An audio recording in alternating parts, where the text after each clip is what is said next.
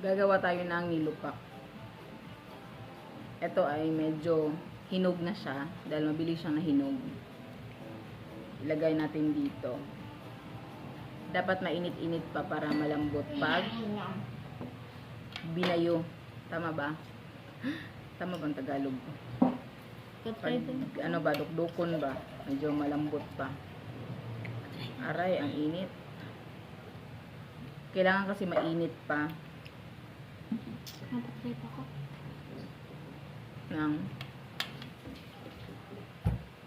Tapos ganitohin. Aray ka. Pakita ko sa inyo kung paano. Ipel na. Yun pala yun. Pero bakit ang tigas niya?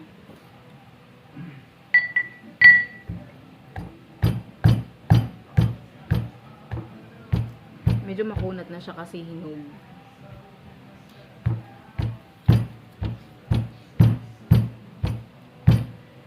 Kung magtanong kayo kung mabigat o mabigat talaga siya.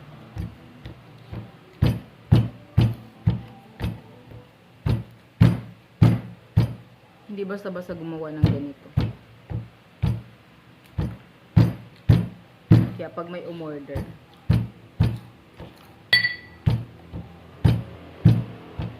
tapos lagyan natin ng, para medyo lumambot, lagyan natin ng nyog, kinayod na nyog.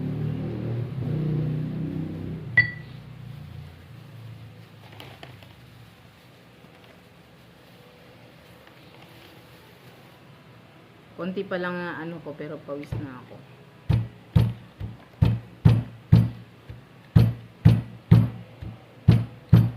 Mas mabilis siya dikdikin pag may ano. Maya natin ilagay yung margarine. Medyo na ganun-ganun yung ano natin ng katawan.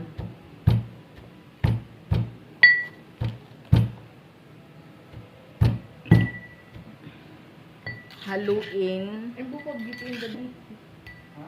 Beauty and the Beast. Gutom yan, gutom yan. Hindi pala. Tapos lagyan natin ng asukal.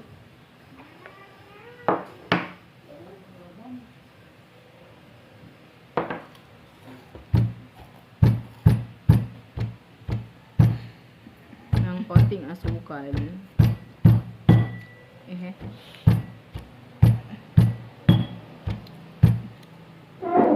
Kailangan natin tayuan. Ipakita ko sa inyo.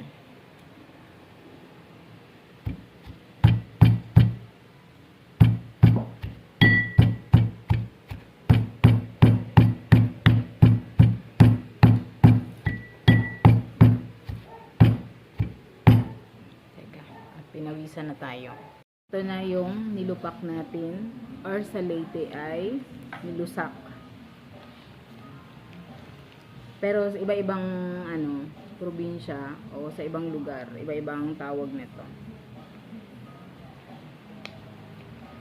Tapos lagyan natin ng ganyan. Tapos ganito. Nasa sa inyo na kung gusto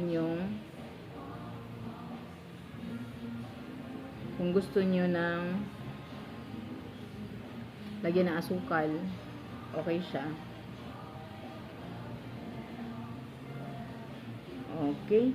At yun lang ang paggawa ko ng nilupak. Hindi ko na kayo sinama dun sa pagbayo ko ng matagal kasi sobrang tagal talaga siyang bayuhin bago ka maka-form ng ganito. Ito pala yung ginawa ko. Ito pala ay nilupak na saging. Nilupak or nilusak. Tapos yun na. Kain na. Tikman natin yung gawa ko. Hindi ko tinikman kanina. Nilupak na saging.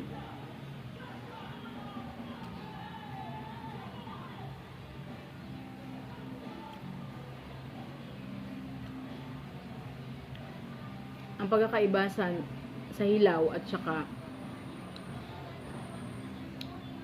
hilaw na saging na ilaga or awat, hinog. Yung medyo hinog ay medyo maasim-asim siya, ng kaunti. Hindi katulad sa hilaw, wala siyang lasa. Parang ano-ano lang, pero masarap pa din.